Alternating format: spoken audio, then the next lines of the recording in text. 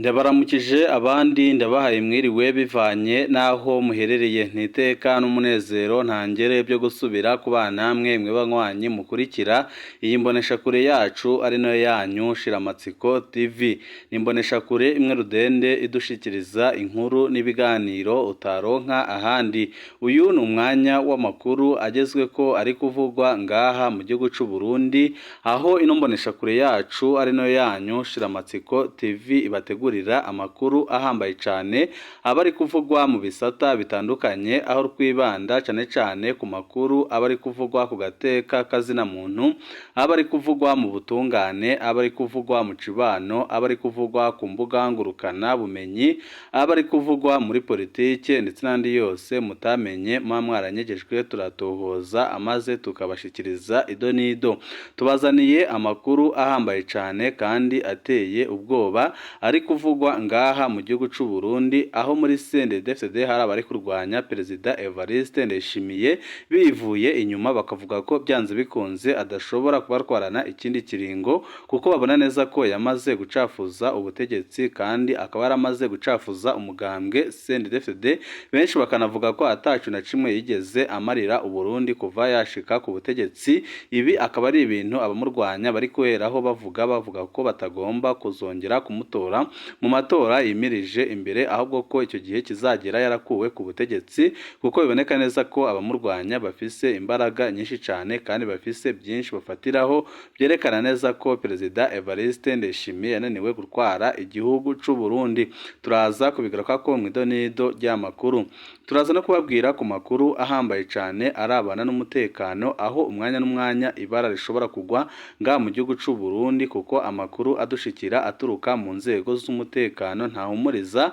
Aravuga ko mu gisagara ca Bujumbura haba hamaze gushika abagwanyi baturutse hanze y'igihugu, ariko ayo makuru akaba yerekana neza ko abarwanyi bariko barakorana bya hafi n'abajejwe umutekano mu gihugu c'u Burundi, nk'uko umushikiranganji wa mbere Gervais Ndirakobuca aherutse kubivuga, kuko iyi minsi imirwi irwanya ubutegetsi bwa CNDD-FDD yabaye myinshi kandi iriko irashigikirwa n'abari mu butegetsi bwa CNDD-FDD batabona neza aho CNDD-FDD iriko iraganisha igihugu, aho benshi bemeza ko CNDD-FDD imyaka 19 igiye kuba 20 imaze itwara igihugu c'u Burundi ata kintu kizima igeze igeza ku Barundi. Benshi bakavuga ko igihe cyari kigeze ari uko iyi ntwaro y'agacinyizo y'agahotoro yatezererwa ngaha mu gihugu c'u Burundi, amaze abagiye bakorera amabi Abarundi atandukanye bagafatwa bagapfungwa, kuko biboneka neza ko aka karwi karongoye igihugu c'u Burundi ari akarwi kagizwe n'ibisuma n'abanyonyezi bamaze igihe biba itunga ry'igihugu banasesa amaraso y'abana b'Abarundi. Akaba ariyo mpamvu abatandukanye bavuga ko byanze bikunze ubutegetsi bwari bukwiye gusezererwa, kandi bukaba bukwiye gusezererwa hakiri kare kugira ngo Abarundi babone amahoro ndetse n'igihugu kizahuke kive mu ngorane kimazemwo imyaka myinshi. Turaza no kubabwira kandi kubyiga twakura mu byashikiye umenyeshamakuru Sandra Muhoza, aho benshi bemeza ko ibyamushikiye byakabereye abandi ikigwa, kandi bikaza bishimangira ko abarwanya Perezida Evariste Ndayishimiye batari kure bari mu mugambwe wiwe, naho we ari kwibwira ko kurwanya umushingamateka Gatorwasa aribyo bizamuha ingufu mu matora yimirije imbere, ariko icyo atazi ni uko abamurwanya bo ku rwego rwo hejuru bamwegereye kandi ari barya bamuhenda ko bari kumwe. Byose nyine twabateguriye tugiye kubashikiriza mu idonido ry'amakuru. Wecu ubusabwa nta kindi, niba ukunda amakuru n'ibiganiro bene nk'ibi byonda kuri sabone kugira ngo ko dushizeho amakuru n'ibiganiro ujye uba uwa mbere mu gushikirwa nabyo.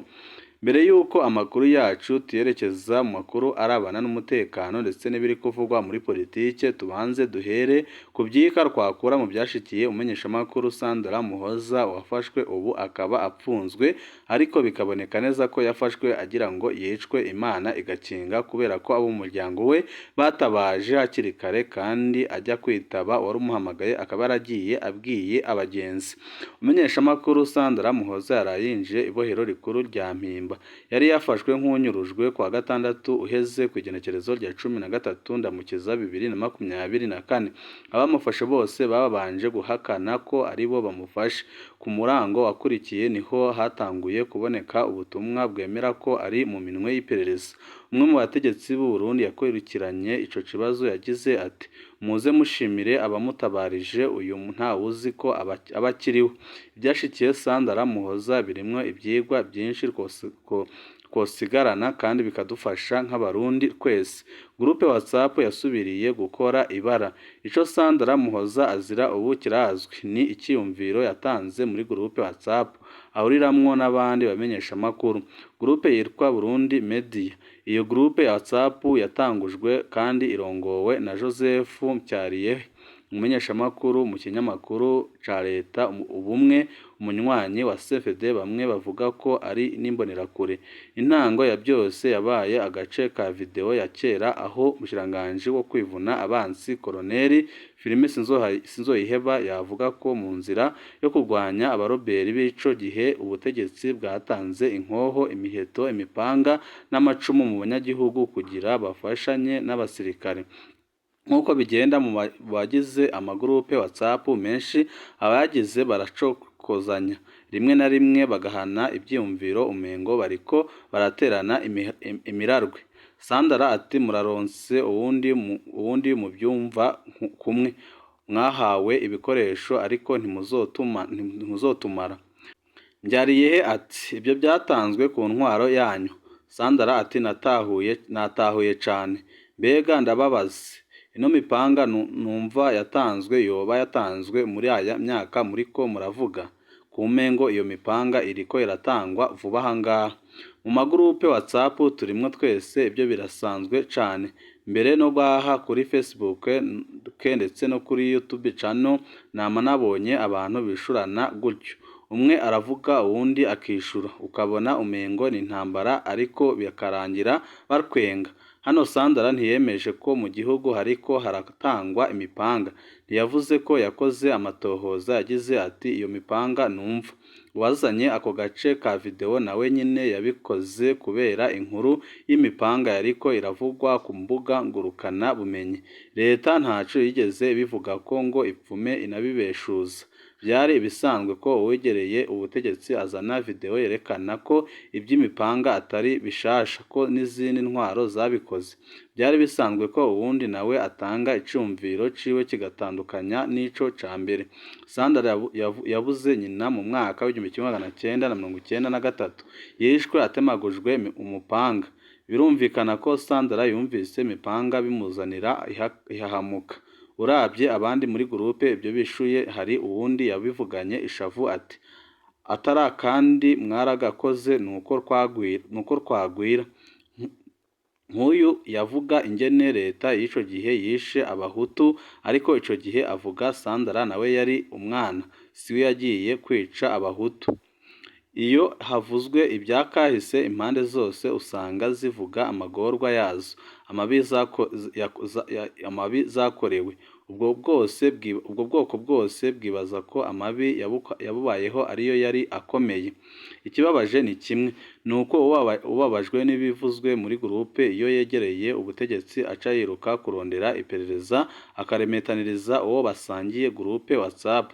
Hakaba abandi nabo tukwa bimeze gutyo bo bakagira bagakingirwa cane. Ibyo nibyo byashikiye Sandra Muhoza, ko yavuze bitanezereye abegereye iperereza. Yaranyurujwe, Imana irakinga, none ageze mu mpimba. Abamwagirije ko yari afise leta, abamwagirije ko yishe kandi yari umwana, abo ntawo uzobakorako kandi ko ntawo uzabakomakoma. Ndasubiriye guhanura bagenzi mwibare cane mu magurupe WhatsApp murimwo. Amagurupe menshi yashizweho n'iperereza, ayandi aracunzwe cane n'inderetsi z'iperereza. Ukaba uri umututsi uririnda kuvuga ku bibazo by'akahise mu gihe ufise icumviro kidasa n'icabatwara igihugu. Ukaba uri umuseneri uririnda kuvuga ku burongozi bw'igihugu.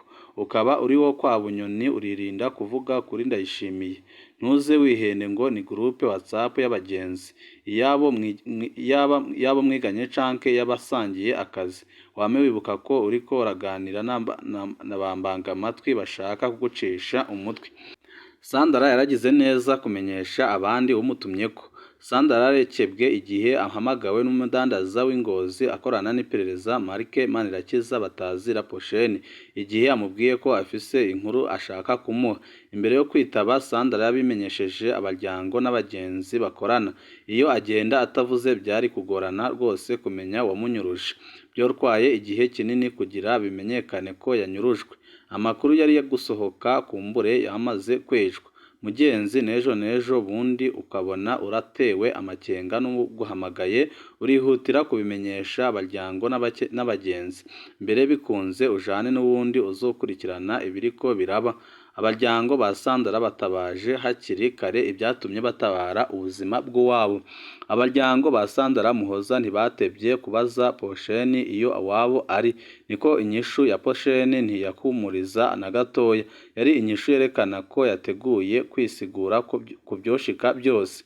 Ariko iciza nuko Posheni yatahuye kare ko bizwi ko ari we yamuhamagaye. Abaryango ba Sandra ntibagarukiye ngaho. Uwabo baramurondeje hose bongera baratabaza. Ngo mugoroba nyine narandikiye Posheni, ibyo twaganiriye bizoguma hagati yacu, ariko byaratanze icyizere ko Sandra akiri muzima. Iryo joro hari umutegetsi nandikiye, nawe yarafashije cyane. Iryo joro nyine hari inshuti ya Sandra yarondeye uwundi mutegetsi akomeye, nabyo hari ico byafashije mu nyuma. Iyo Sandra Muhoza adatabarizwa kare birashoboka rwose ko ataba akiri muzima. Kubona abari bamufashe bose bari bamaze kwemeza ko batazi icamushikiye, bamwe baganavuga ko atakimwerekeye bigeze bumva, byari ibimenyetso bibi cyane. Umwe mu bategetsi niwe yavuze hirya y'ejo ati muze mushimire abamutabarije, uyu ntawe uzi ko aba akiri muzima. Ni ukuvuga ko yari kugandagurwa byari byamaze gutegurwa. Abansi b'ubutegetsi babwinyegejemo cyane. Gufata ingingo zo guhagarika abantu biroroshe cyane, ko umunyagihugu wese yegeranye n'abakora mu iperereza yumva ko ashobora gupfungisha canke kwicisha uwo ashatse ntibyubaka igihugu. Ko iperereza ry'igihugu rikoreshwa n'ibishobisho canke inzankano z'abantu aho kuba urwego rufasha abatwara kubona ibishobora kubangamira umutekano na kazoza k'igihugu ntibafasha ubutegetsi na gatoya. Gupfunga umumenyeshamakuru nta kindi bifasha ubutegetsi keretse gusakuza mu isi yose ko icyo gihugu kiri muri ryogora duhure. Ku bwanje uyumviriye gupfunga Sandra Muhoza ashobora kuba yabikoze atabizi, ariko niyo nzira nyayo yo kongereza gucafuza ubutegetsi bwa Perezida Ndayishimiye. Kugeza ubu ikibazo ca Floriano Irangabiye nticari bwahere, none hongewe ko uwundi mumenyeshamakuru w'umukenyezi. Hari abashobora guhimbarwa nuko umuntu atinyumvira nkabo apfunzwe, ariko ingaruka zabyo ntibazi ko zihambaye ku gihugu cose. Bantu mufise inyungu zo gupfunga no gupfungisha nibyo murakomeye, ariko iyo ngufu zikoreshejwe nabi zihinduka intege nke cyane. Sandra, aho uri Imana ikurinde inaguhe ingufu zo guca muri ibyo bihe bitoroshe uriko uracamo, irinde n'abawe kugira ingorane zikomeye cyane, ariko ikiboneka cyo nuko ubuzima bwawe bwari mu kaga iyo udasiga uvuze ngo utabarizwe hakiri kare, kuko abategetsi bari bamaze gutegura kukugandagura, kandi abo bariko barabitegura ni abanzi ba Perezida Evariste Ndayishimiye, naho bamuhenda ko bari kumwe, ariko nabarwanya ubutegetsi bwa Perezida Evariste Ndayishimiye baburimo. Bari bababwiye ko mu butegetsi bwa CNDD-FDD harimo injyane zikomeye cyane, aho umushiranganje wa mbere Gervais Ndirakobuca ndetse n'urwara igisoda c'u Burundi General Prime Niyongabo bose bafisiye ishavu rikomeye cyane, hakiyongeraho umunyamabanga mukuru w'umugambi ku butegetsi Reverien Ndikuriyo, bavuga ko bakubita agatoki ku kandi, bakavuga ko Perezida Evariste Ndayishimiye n'iki kiringo umwanya wo gutwara ikindi atazagiheza, kuko yaramaze gucafuza ubutegetsi kandi aramaze guhemuka bikomeye cyane, aho benshi bavuga ko CNDD-FDD yamaze gutakaza igitinyiro. Benshi bakavuga ko impamvu yatakaje igitinyiro ari ukubera amakosa akomeye cyane Perezida Evariste Ndayishimiye yakoze, aho benshi bemeza ko ubuzima babayeho muri ino myaka amaze atwara igihugu c'u Burundi batigeze babamo ku butegetsi bw'umuhisi Pierre Nkurunziza, kandi abenshi bakemeza ko ukuntu igihugu c'u Burundi cyamaramaye batigeze bibaho ku butegetsi bw'umuhisi Petero Nkurunziza, akaba ariyo mpamvu bimwe mu bihangange biriko biriyumvira kumukura bimutembagaje ku butegetsi,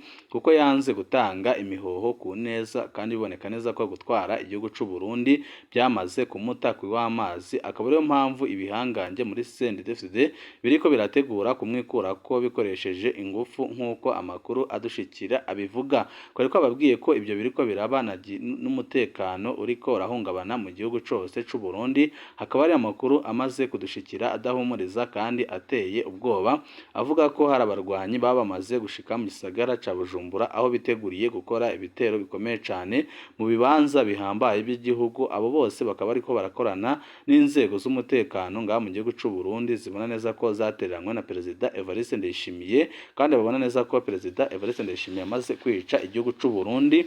Ariko abari muri uwo mugambi cane n'abasoda babajwe n'ibiriko birababaho mu gihugu ca Kongo, aho abasoda b'u Burundi bariko baricwa ku bwinshi, kandi bikaboneka neza ko byose ataco bibwiye Perezida Evariste Ndayishimiye, ahubwo ko ikimuraje inshinga ari ukwironkera akanote akura muri Kongo. Akaba ariyo mpamvu abo bose bariko barakorana n'imirwe yitwaje ibigwanisho ikorera hanze y'igihugu c'u Burundi, bakaba bariko barategura ibitero bikomeye cane ku Burundi, ibitero bishobora gusiga bisambuye igihugu c'u Burundi kandi bikuyeho burundu ubutegetsi bwa CNDD-FDD. Ariko ibyo bikaza byemeza nyine n'ibibazo bitandukanye biri ngaha mu gihugu c'u Burundi, aho abarundi bose bavuga ko ata murundi n'umwe azengera kujya inyuma ya CNDD-FDD bivanye n'ubuzima bubi barimo ngaha mu gihugu c'u Burundi. N'amakuru tukibandanya kubatohoreza tuza kumenya byinshi biriko biravugwa kuri abarwanyi baba bamaze gushika mu gisagara ca Bujumbura, tukaba turi buze kubashikiriza mu idonido kuri no muyoboro wa YouTube Shiramatsiko TV, udushikiriza inkuru n'ibiganiro utaronka ahandi. Niba utarakanda kuri sabone canke subscribe, kandaho kugira ngo ko dushizeho amakuru n'ibiganiro bene nk'ibi ujye uba wa mbere mu gushikirwa nabyo. Banywanyi bacu, ibihe byiza nibyo ndabipfurije.